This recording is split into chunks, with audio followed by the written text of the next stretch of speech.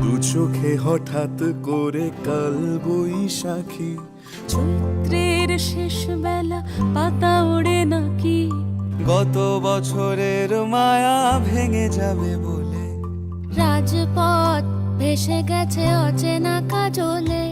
দু চোখে হঠাৎ করে কাল বৈশাখী, চৈত্রের শেষ বেলা পাতা ওড়ে নাকি, গত বছরের মায়া ভেঙে যাবে বলে, রাজপথ ভেসে গেছে অচেনা কাজলে।